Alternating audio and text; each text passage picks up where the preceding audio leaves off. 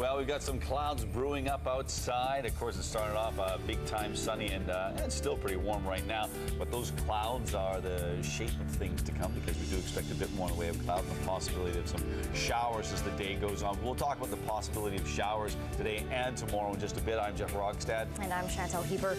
Coming up on the show today, we're going to be speaking to the author of a new book with a rather provocative title. I know a lot of people will look twice at this one. Absolutely. The title is Satan, Christianity's Other God. It's an interesting book written by James Brayshaw, and we'll find out about what led him to write the book and the kind of research involved in coming up with his thesis.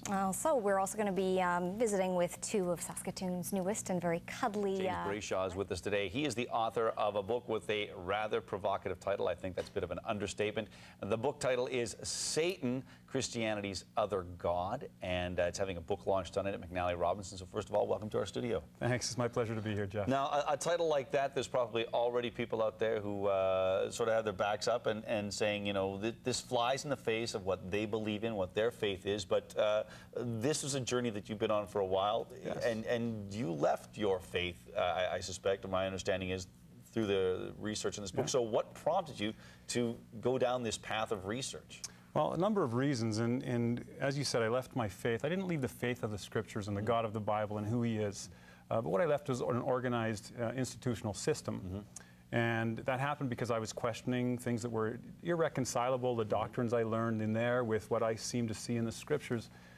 So as that went, I was eventually challenged with the concept of what did people in the first century think of a supernatural cosmic being.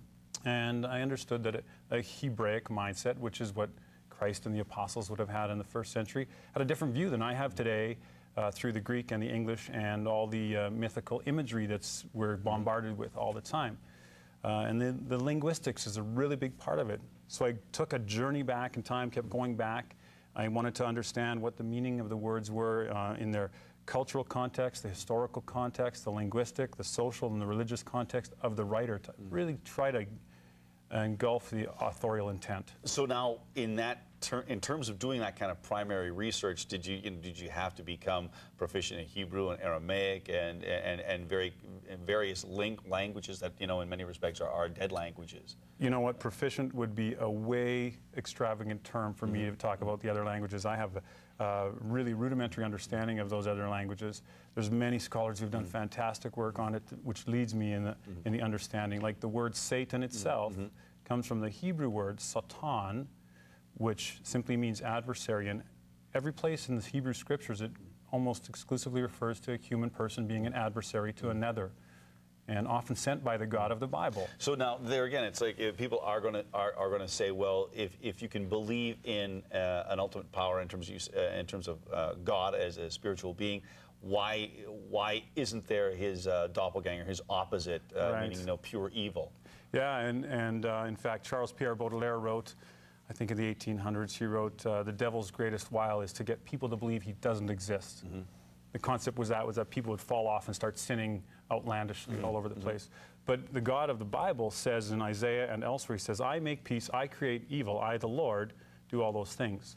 And so evil really is part of the cosmic universal God that exists in this Satan character. So Satan as an evil entity is part of the larger God, like God, a portion of God is evil? Let's say not Satan, the proper noun with a capital S, but Satan with the understanding of the Hebraic word meaning adversary.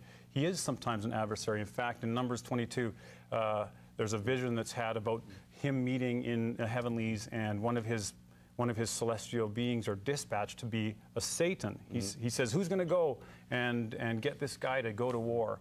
And he says, oh, one of the angels says, I'll go and be a Satan to that person. So is that the original fallen angel then? Is that what we're talking about? You're talking about Lucifer now, the fallen angel. And the word Lucifer is a Latin word. In 346 CE, Jerome wrote the Latin Vulgate. He took the Hebrew words, put it in Latin, and the word was Hallel, and it meant bright morning star.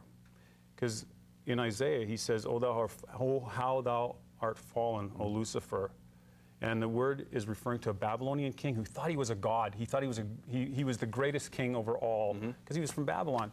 And he wasn't doing his job as the king. And so Isaiah prophesied about this guy and said, you know what? this "you've fallen, son of the dawn," which was an appellation for a pagan king. Before we go, because we are going to run out of time here, what kind of reaction have you been getting? Has there been any reaction from, traditional religion, theologians possibly, or even just, people, members of the cloth? Yeah, well, my mother-in-law picked up the book and looked at the title and said she was aghast at the title. The title is offensive because it really is intoning that if you or I believe in another supernatural cosmic entity that can do things like God, then we believe in a second God. And my mother herself said the title is a bit offensive to her, which understandable. And those were both ladies that had some religious connections in their lives.